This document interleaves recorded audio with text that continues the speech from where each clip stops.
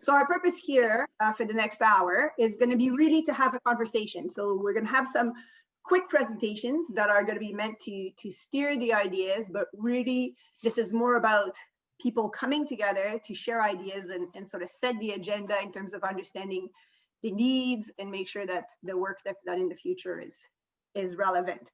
So there's still 71 people into the AGM at this point in time, which is amazing, and we're really wanting to bring people who are interested in infrastructure from different perspectives to talk in this session. So people who fund, design, plan, manage, maintain, or study infrastructure, as well as the people who study permafrost terrain on which infrastructure is built or planned, to talk together about the challenges in assessing hazards, managing risks, and adapting to these hazards and risks, including through adaptive design. So there's a Google Doc. I am sharing the link now in the chat. Hopefully it worked. Someone can give me a thumbs up if it did. So this is a Google Doc where you can take notes if you have questions, if you have in mind some specific challenges or ideas that you would like to people to think about or for us to discuss as a group at the end. Thank you, Stefan and Samuel, for confirming that the link works. So feel free to start jotting down ideas in there. What we're going to do is we'll have 2 quick 5-minute talk, and then we're going to go into a breakout session where you can sort of air your impressions and your ideas with other people. And then we'll come back to have what Michelle calls a fishbowl talk, where we're all going to come together and pool our different perspectives and knowledge on some of the key issues that will have come up in that document. I hope that makes sense for our roadmap. Our first person to present is Scott Lamoureux, who's going to be actually, if one of the facilitators could check to make sure that Scott is among the participants. I got a distressed email about 30 minutes ago, and Scott was having a hard time connecting to the conference. So hopefully he's on the screen. Scott, okay. Yes. So yeah, Scott's there.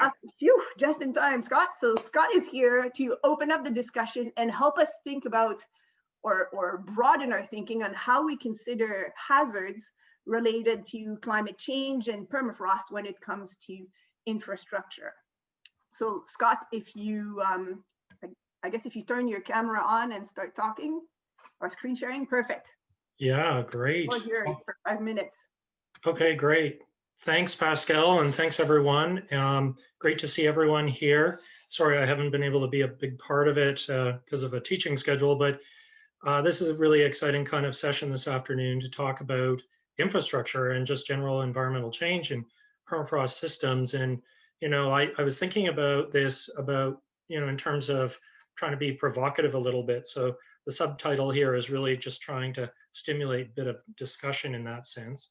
What I'd like to do is, I was given these 3 questions to sort of work this presentation from.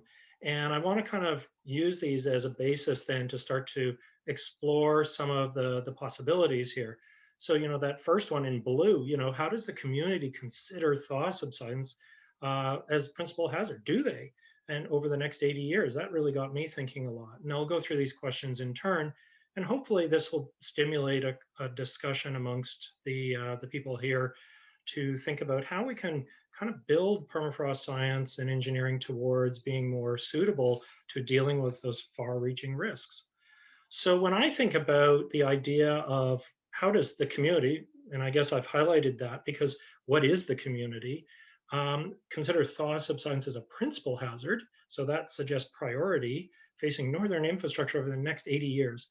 And I had a hard time putting that into tangible terms, in part because of the kinds of experience I've had with communities in Canada's north, especially in the high Arctic, where permafrost is kind of, to be blunt, a little low down on the pole. So, you know, sea ice change, environmental change related to wildlife, related to fish, these are the things that community members consistently talk about. And only now are we starting to see, through continued discussion, sort of that connection between permafrost and some of those principal environmental systems. A lot of the sort of infrastructural aspects of permafrost, like you see in the top right picture there, are kind of ad hoc in a lot of these smaller communities and really haven't been thought through particularly far, and certainly not 80 years into the future. So I guess that's sort of one aspect I think that's important to think about. The other aspect is, how do we think about hazards writ large, like the larger sense of environmental and infrastructure hazards in permafrost terrain? And I guess I come through this lens of thinking about it through hydrological risk, which is not a thaw risk, but it's related to thaw because permafrost and permafrost thaw drive hydrological response in these systems. So that's one aspect. And this figure on the right kind of emphasizes, rainfall in the summer. It occurs increasingly at times with deeper thaw. How is that going to play out in terms of flood risk, as an example? And that in turn, deeper thaw, has biogeochemical consequences to surface water quality, which really matters to communities in terms of potable water, in terms of aquatic ecosystems. And this is just an example from northern permafrost in Canada. There's a lot of nitrogen, inorganic nitrogen, just below the active layer across the permafrost region. What is going to happen when that becomes mobilized? So, where are those factors important? And, again, thinking about, where are the changes going to be greatest? And I would argue that we really have to kind of bring together thaw and permafrost science and engineering into these other complex problems that really matter in communities: water supplies, changing aquatic ecosystems, things like lake chemistry because of permafrost thaw. And that's what we're seeing here in this figure on the right. Longer term records that tell us permafrost thaw can have really dramatic and rapid changes to water chemistry, water quality, to fish. You can measure it in fish. So that's kind of an interesting way of looking at it. So to me, sort of to finish this, I would say, there's immediate risks in response that are often the community priorities. Things like flooding. This photograph in the background is a torrential flood in the community of Resolute in 2018, early August. And the community had never anticipated and wasn't built for floods like this. They were actually taking heavy equipment out, digging up the roads to drain the community. There was just no planning for that scale of response. So environmental change and changing permafrost are playing a role in altering that kind of immediate risk. And so these new risks that are emerging, they weren't factored into things like design of communities, operation budgets, and skills, and so forth.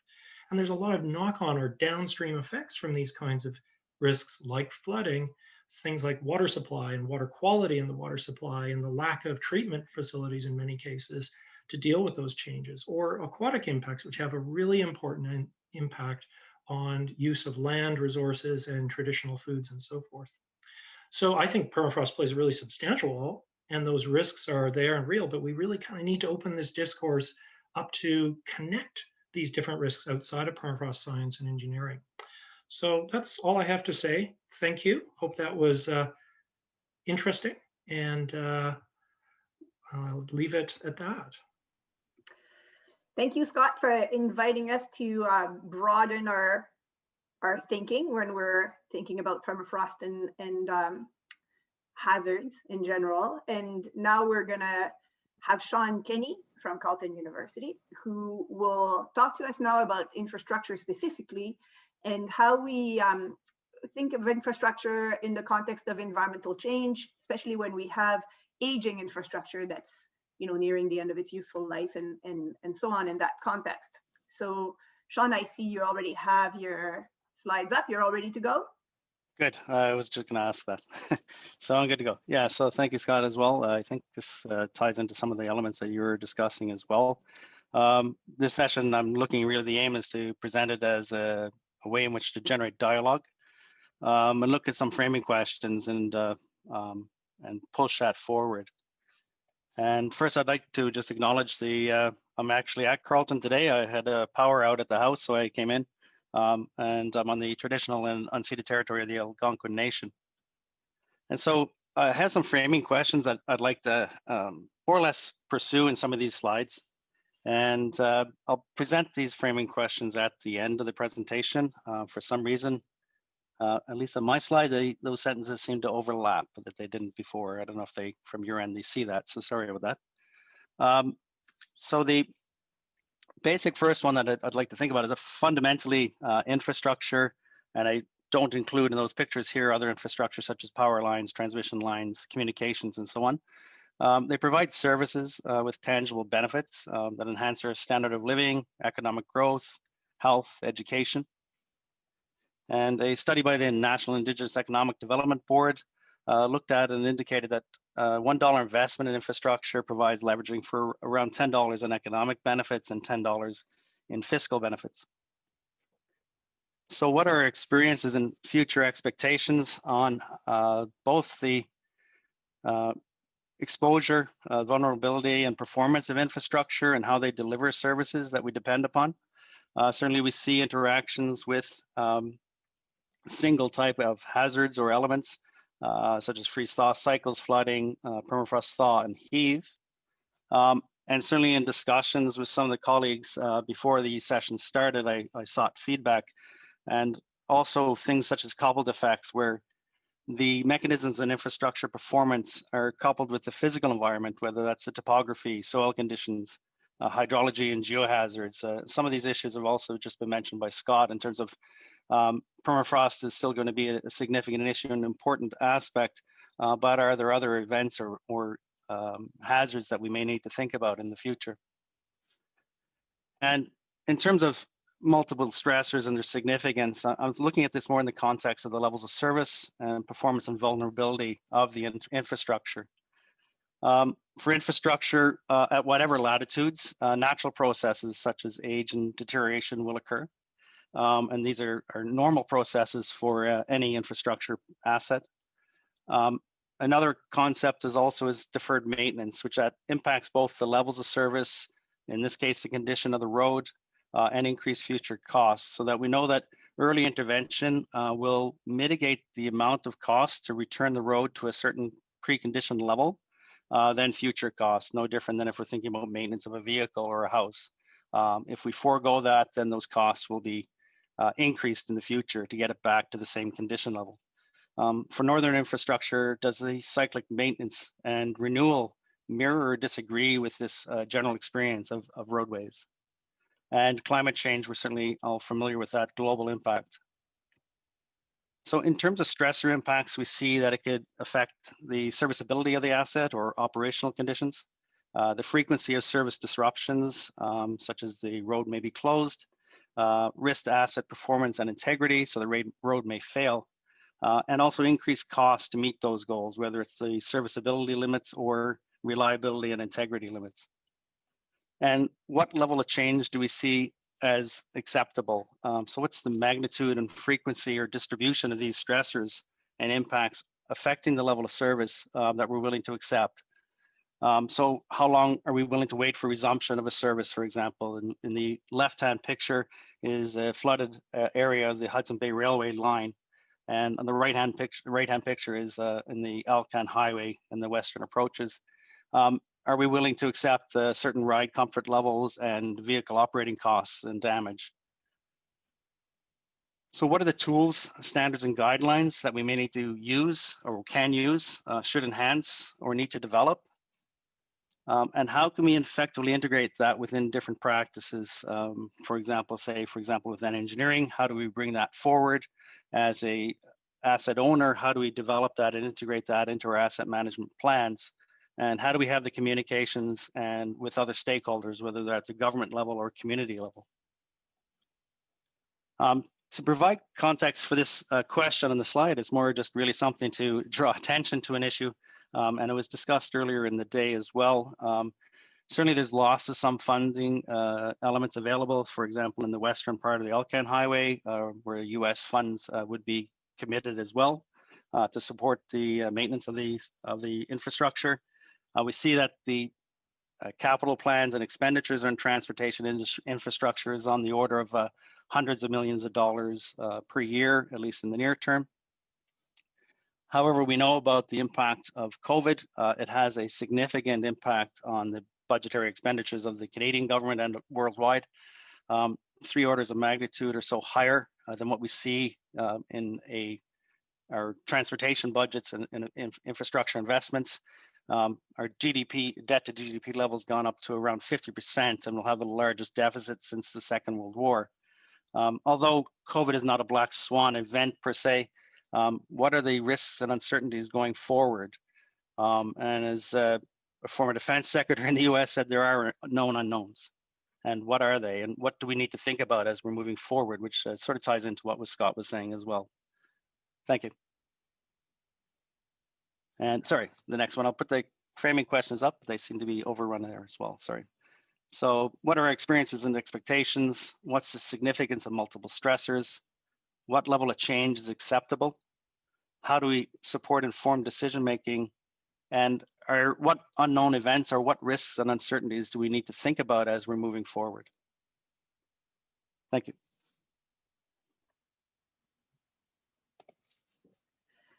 Thank you, Shawn.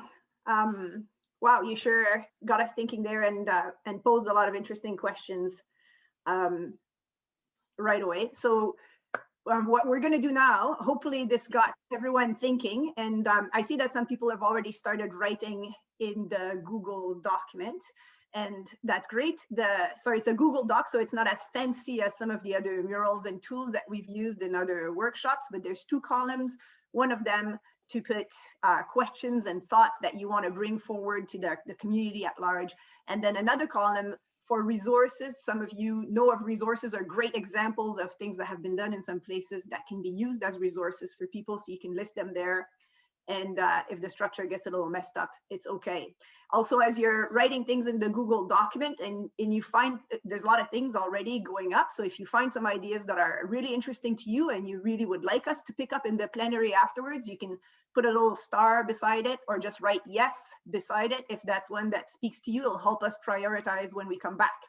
But for now, what we're going to do is we'll go in breakout groups. I believe they are random breakout groups, and you're going to have 10 minutes to sort of air with other people your ideas in terms of what Scott and Shawn just talked about, and what speaks to you most, or where maybe they didn't go and you would like us to go in the next conversation. That looks like everyone's back. Yeah. Okay. So I hope those were a fruitful discussion. There was a lot of action going on in the Google document. So thank you, everyone. That gives us right there in the document itself some points to think on, maybe also and come back to in the future. But now we have a little bit of time to try and have a group conversation, a fishbowl conversation, where everybody can kind of pitch in as we try together to tackle some of the key issues that have come up. So I've tried to look through the Google Doc as things were moving around. And I've selected some that we could start with. And I guess Scott's going to help me keep an eye on the Google document if some people want to add more things as the discussion is going. Or you can still go through the document and star some elements or write yes, yes, beside some key points which you would really like us to get to and talk in this section. So the one that I will start with is the one that is at the top, and there's 3 of them that are kind of lumped together there, but it's the idea of now whether we should be really pushing towards more proactive adaptation for infrastructure based on the work that has already been done. So someone referenced the presentation that was done earlier by Tony, and then there were some questions and comments too to do with sort of the difficulties around moving towards proactive adaptation. So I would like us to talk about that a little bit. If we want to be moving towards more proactive adaptations, what are some of the things that are standing in the way, and what are some of the things that we can do to move towards more proactive rather than reactive adaptation when we're dealing with infrastructure and permafrost? So the second comment that you see if you're looking at the Google Doc is coming from an engineering perspective. It was a comment that was made by Lucas, I think, originally. That said there's not enough incentive in the project procurement process for risk sharing. So the risk is typically delegated to the owner of the infrastructure because of the way the system works. So I was wondering if there's anyone who would like to talk about proactive adaptation, maybe the people who contributed these 3 comments, if you want to unmute yourself. I'm not sure how it works. Michelle, how am I going to see? If you can unmute yourself, then Tristan will see you, because if you're unmuted, you will pop to the top of the list in the participants menu, and those who are muted will not pop up. So the idea here is that rather than relying on one person's expertise, we're throwing it out to the 70 people that are in the room. If you have something to contribute, just unmute right now. We're going to spotlight you and we're going to form an impromptu mini panel. And that will give you 4 or 5 minutes to chat, to share your expertise together. And then we'll go to another question. So has anybody volunteered? We have Shawn, Pascale. I don't know if Lucas is still around. I saw that he had shared some comments in another discussion about infrastructure on this specific topic. Or the people who commented on the need for proactive adaptation in the comments. Shawn, did you want to start with commenting on that one? I could. I guess I'm trying to make sure I understand the proactive part.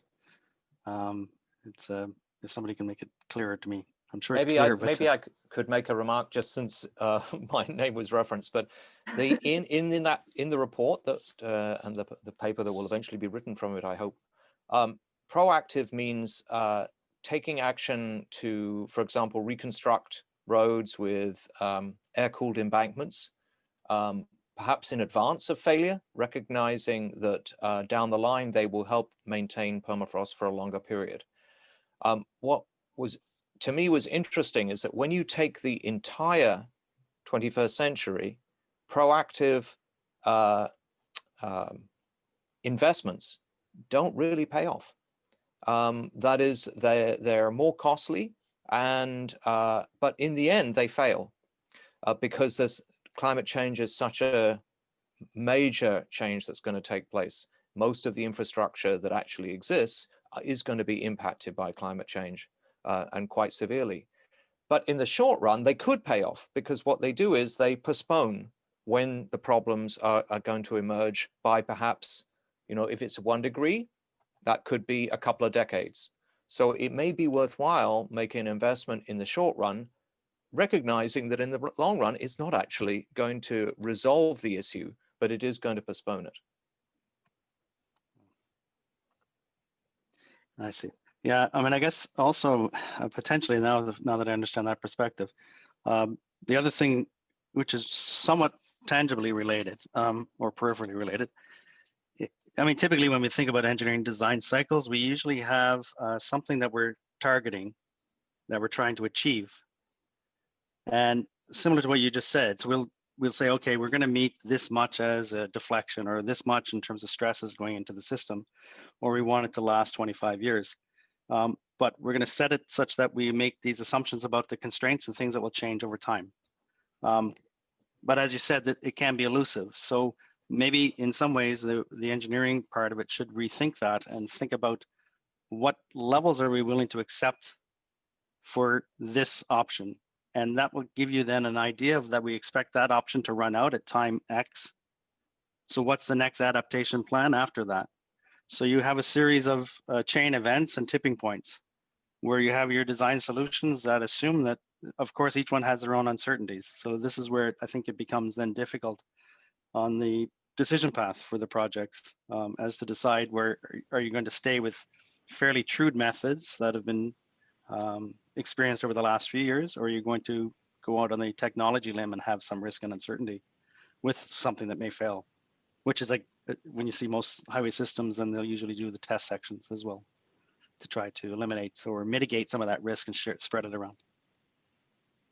Yeah, I think that just to add to what Shawn is saying, and this was something that was kind of hoping Lucas from our group was going to be on board here in the discussion, but it comes down in part to a procurement issue, and the design being kind of something that's delivered and then essentially walked away from, and then the owner is basically then responsible with mitigating. And I guess in a sense, I'm speaking as a non-engineer, it sort of requires a bit of a paradigm shift in terms of going away from just trying to hold on to permafrost and accepting that we need sort of multiple options in front of us at the project design stage, accepting that that's the route that we're going down. And I think you know, just as somebody who sees a lot of applied problems, I would say it looks like we are trying to muscle our way through them instead of thinking more broadly about solutions.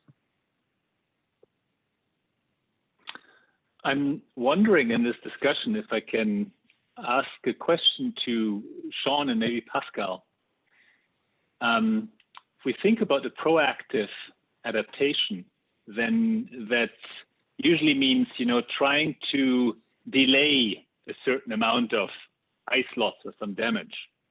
At the same time, in the engineering community or also in NTAI, there's the concept of pre-thaw. So, you know, thinking about, can we thaw out key amounts of ground ice before and during construction? And I'm wondering, as we think about a landscape, we try to route, for instance, a road in such a way that you avoid ice-rich ground. If you can't avoid it, is there a concept to design for something that you keep for some time while right next door you prepare for your backup tract of land that you hope to thaw very quickly? Because this is not going to be over by 2100. I mean, we're really thinking in the long term. And somewhere is the question, you know, where are the hazards going to be done soonest? Hey, Stefan, this is Pascale sort of interrupting. This comment that you just made is tightly connected to the next thing that I wanted us to discuss in terms of preventing thaw or favoring thaw and the consequences of that. So can we hold on to that and just stick a little bit more closely to proactive adaptation, because I see that Elise and Lucas have joined in, I think, to speak specifically to that. And then we'll come back to that very good point that you just made, and maybe the refresher from you as we start again on that one. Is that good? Thank you. So speaking from an engineering point of view, what we're tending to do now is work away from designing to standards and taking more of a risk-based approach to design, where you are making different decision-making or different decisions in your design, looking at flexible design so that you can change your design partway through. You're looking at a robust design where you're actually just going to go full out and design for what the future situation is going to be. You can monitor it and then make a different decision if you have that ability, or just like a no regrets type of design philosophy. And that's I work in municipal engineering and resilient infrastructure specifically. But my experience in the last couple of years is that most of the professional guidelines are moving towards that. I've worked in the highway design guidelines for the engineers and geoscientists, British Columbia. We're doing the same type of approach for drinking water systems. It's looking at the same kind of approach within the Canadian Bridge Code, where you're looking in advance of maybe looking at the projections and taking the risks of a bend, not break type of situation. And that goes back to Shawn's comment on level of service, is what's the minimum level of service that you want to maintain and how do you design for that? I just want to add to that, because the practice was, as Ellie said, you're going away from standards, but standards are slowly now picking up. I work on the highway, on the CHBDC, the Canadian Highway Bridge Design Code, as well as the Canadian Foundation Engineering Manual, which are two very important documents for the engineering communities here. And in both, I think climate change was not mentioned in the past. So in other words, you were forced to actually have a very strict design, but this is now completely changing, and we're moving to the risk approach and looking and having that adaptation actually mandatory or a mandatory aspect of adaptation in the standards and in the codes. And I think that helps. And because the problem with it's not just the engineer, it's also the owner when you're going to procurement and how you compare different quotes. And once you make it clear to the owner as well as to the engineers that adaptation is key, and you actually have a document that this is required as minimum engineering, I think that's really where we need to go, and the standards are slowly catching up. I mean, the CHPDC, the next version is coming out 2025. So this is not something that's going to happen next year. It takes a very long time for those standards to actually catch up. But there is some interim guidance that's been put out.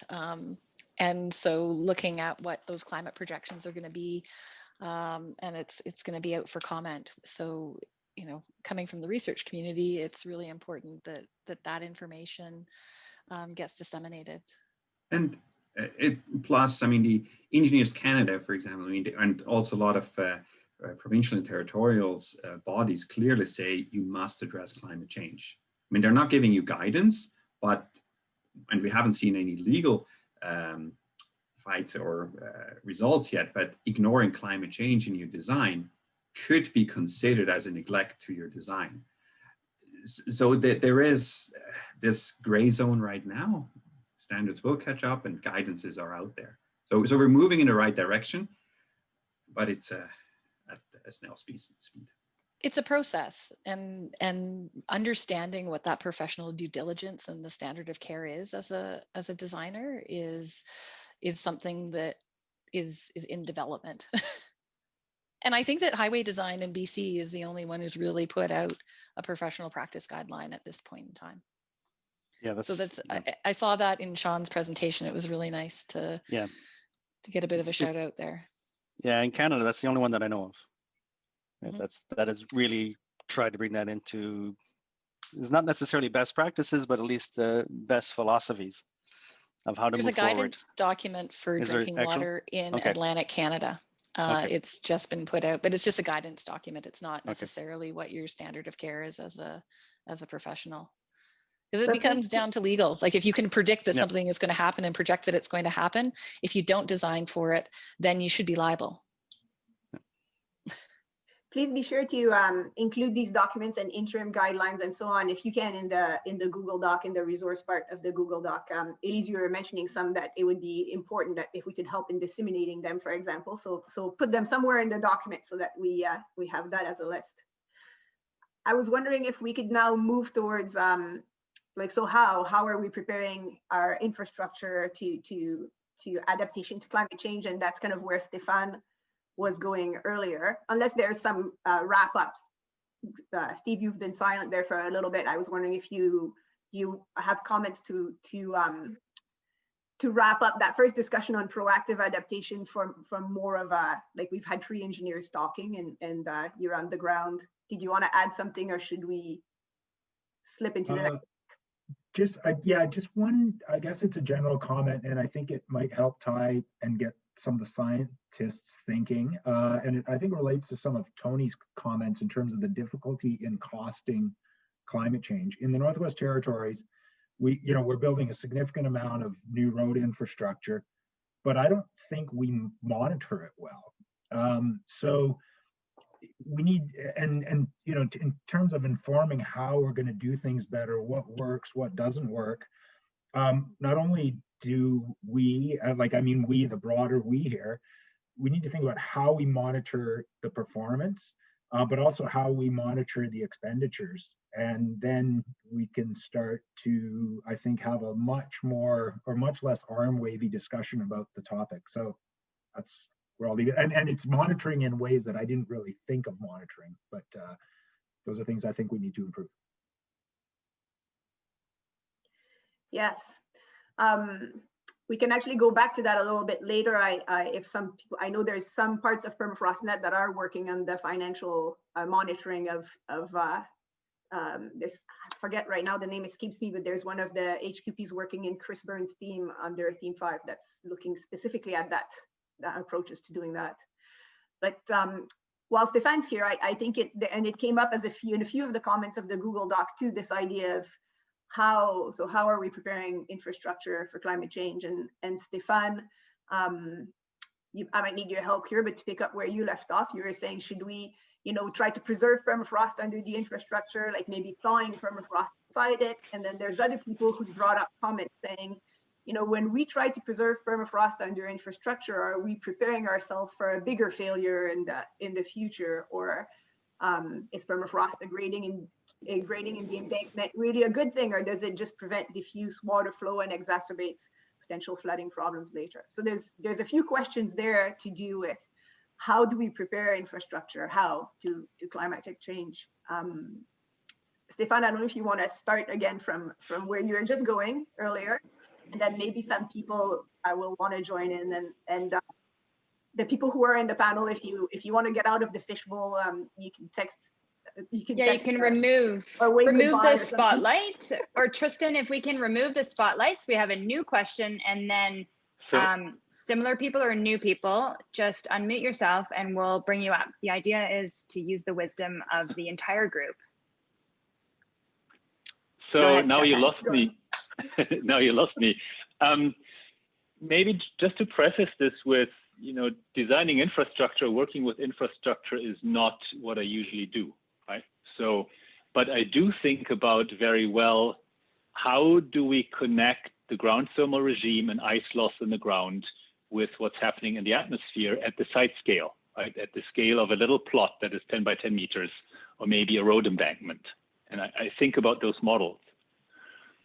And I guess people who think about the temporal evolution of, differing terrain types and permafrost surfaces and conditions with climate change, this can add a number of tools in the shed of tools that infrastructure designers and planners use. And I just, I'm interested in how interesting a lens on the landscape is that says, so where can we not avoid ground ice? And then how do we find the sweet spot in trying to anticipate how long we can keep something intact at one place, and maybe how we can dovetail this with pre-thaw at another nearby place. Right? Maybe that's going to be a long-term tool for some locations. And I guess the key is going to be to understanding when those points in time are. Mm-hmm. Maybe I can step in here. I think this is something I've been thinking about a lot as well, in terms of how we would prioritize those kinds of approaches, and thinking about how far we can push an existing solution, infrastructure solution, before we have to adapt. And in some cases, there's a priority of resources in terms of built infrastructure versus situations where we've been able to maintain essentially informal infrastructure. So for instance, water supply systems where minimal treatment and collection infrastructure is necessary. Is there a future in this climate change scenario where that infrastructure becomes inadequate? And hence it's not a risk or on the radar now from a priority standpoint compared to, say, built infrastructure, but could be. So I guess I'm trying to sort that out, again, not being someone who does either policy or the engineering design, but seeing these kinds of issues emerge, particularly in smaller communities where the resources necessary to support infrastructure development and planning are perhaps more limited.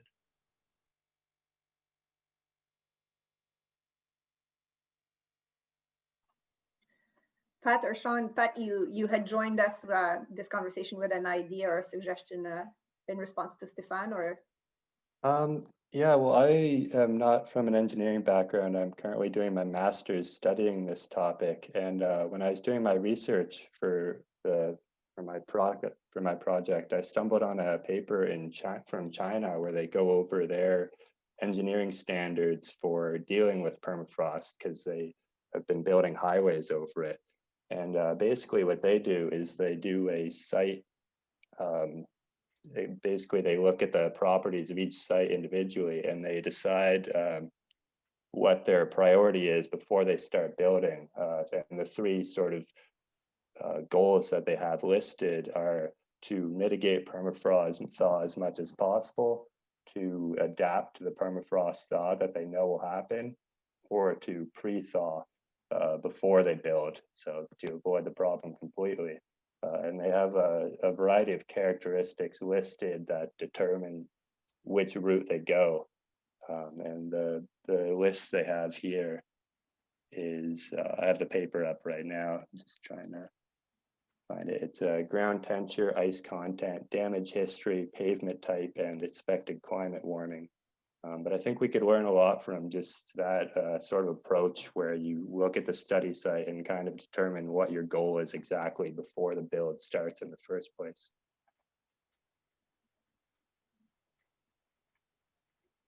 Yes, we might actually return to that for our next. We'll loop that back in for our next discussion point too. Shawn, I was wondering if you, Shawn and Bernard, who joined the fishbowl, if you had things to add on this specific thing. How do we prepare for climate change?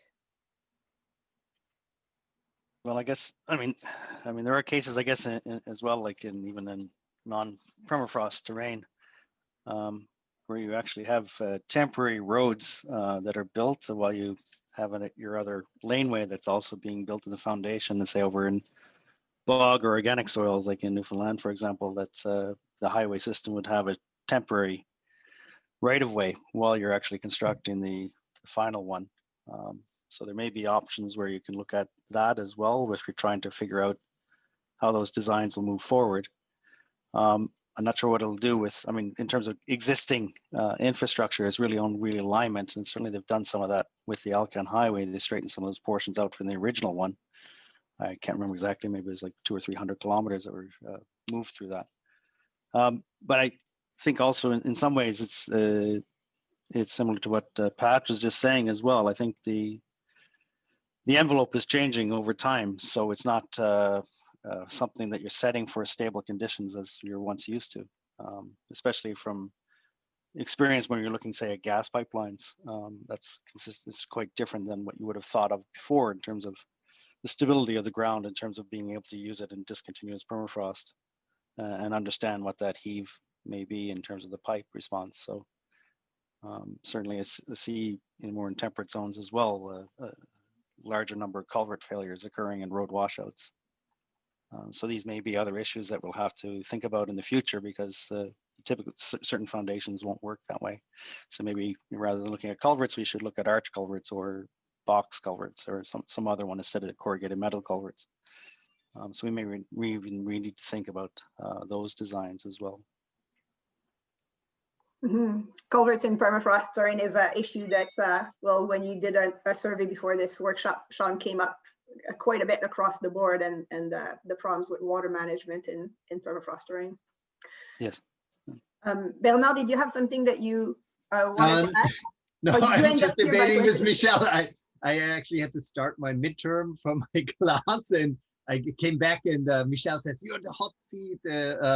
No, so I just don't know how to get off the hot seat. Sorry, because I just came in, so I'm just trying to feel my way in. So I thought that might have happened to you.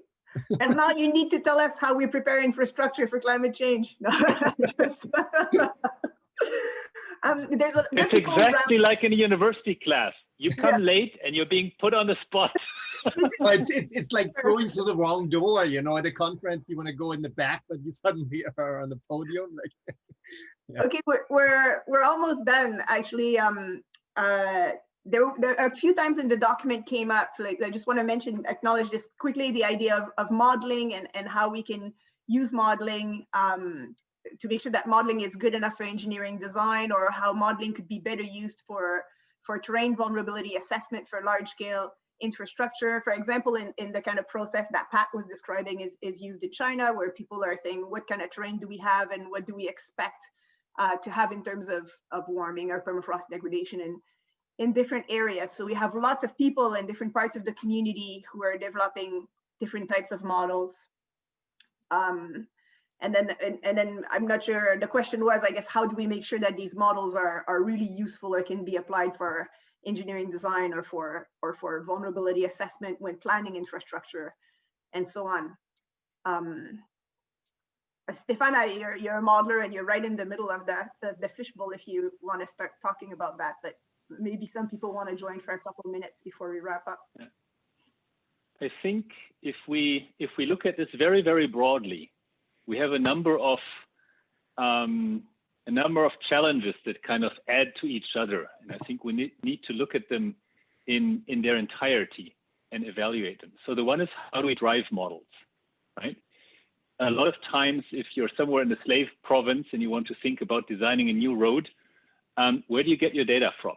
And there are ways to get data from, global reanalysis and all kinds of products, but they come with uncertainties, right? So we may have to look at, good strategies for having ensembles that tell us not only a particular value, but maybe how sure we are of that. Then we want to drive models, and there are all kinds of models that exist. And usually we take one that was done by someone who has a good name. But we're not actually really good at evaluating permafrost models.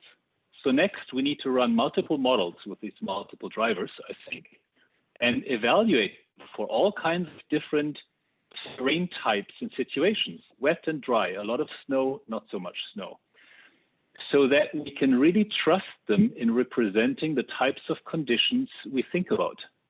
And I think this is a huge task to do, and part of it we're starting actually in the network. And then we have to talk with the people who we hope will use those products, right? And say, so, what can you use, and what are you going to do with this big salad of uncertainties that we give you? But I think there's an important bit to explore for us. What can we do, and how certain are we? And embrace this uncertainty. I'm just back from lunch. Hello, Joe. Put on the spot again. Yeah, I was going to say, but on the spot. I hope I sort of understand what you guys are talking about. But one of the problems that happens with the models is, we have like a real issue with the scale of the models. We can give you climate data for, say, for some kind of future scenario, right? And the resolution of that is typically on the order of hundreds of kilometers per grid cell. And that's not so useful, though, at the small scale. And we find when we look at like many observations that fall within a model grid cell, there's huge heterogeneity that is extremely difficult for us to capture. And then they think, oh, well, just decrease your model grid size. But that actually doesn't always help, because as the model grid size becomes smaller and smaller, sometimes the inputs you're giving your model become worse and worse, because they're not necessarily what's actually happening at the site. However, I think what it takes for this kind of thing is a bit of a like a cornucopia, but like a collection of different models. You can take the results from ESM to give you general driving climate. Then you can maybe use some sort of regional model to get an idea of how that may play out a lot across the landscape, more specifically like a RCM output, like a regional climate model output. And then you may need to take a site level model to say, okay, with that climate that's at that location, and these ground conditions, what's going to happen to the permafrost? So there's probably like a family of models approach that's most suitable. So what I'm understanding is that we're still a ways from having all of the data that we need to be able to run the models accurately, to be able to do evaluation over a large scale. That it may be good to bring different models. Like I see different modelers here who are working at different scales, so maybe I think we're not away. We're almost out of time. Not away. Got just a few minutes. Just to follow Joe's point, I think it's a very good point. For engineers, they usually use 2D, 3D, consider they are very complicated issues. But for us, mapping and large issues, we use 1D, get a general big pictures. So maybe our 1D model usually provide a background information. Maybe this is important for hydrology, vegetation, general conditions. For their engineering issues, usually they will use 2D, 3D, consider their issues. For us, I think PermafrostNet maybe try to develop or push the Environment Canada develop a very reliable feature projections of the future climate. That will be very useful for us and for engineers. Yes.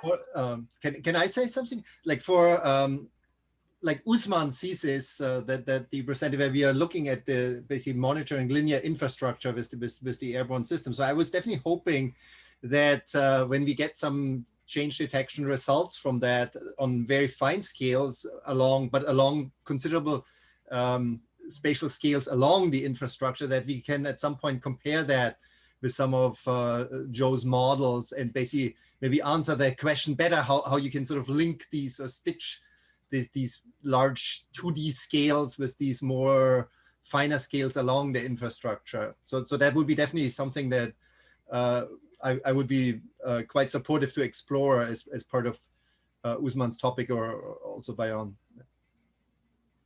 Okay, Trevor, you're going to get the final word here before we go back into gallery mode to wrap this up. Yeah, I just wanted to jump in, just somebody that uses the models. So like when I did the climate change adaptation plan for Churchill, I'm not only looking at permafrost, I'm looking at various climate factors. So I am grabbing them off the shelf as quickly as possible. So I go to Prairie Climate Center, I ask them for their data. I go to climatedata.ca, I ask them for their data. I go to the climate desk for Environment Canada, I say, what do you have? And then I take those, put them together and try to make, the best prediction possible for a municipality, for their infrastructure. I don't really have time to go to a specific place for permafrost data. And I'm kind of understanding just by being here that permafrost data is very unique compared to, like, let's say, sea ice or rainfall or wind data. And I know there's a kind of a whole nuance behind it, but obviously from my point of view, I want to grab that climate data off the shelf and then incorporate it as quickly as possible, rather than having to go to that specific place or go looking at various modeling for example, Churchill. I mean, what I did is I just went and I went to the airport.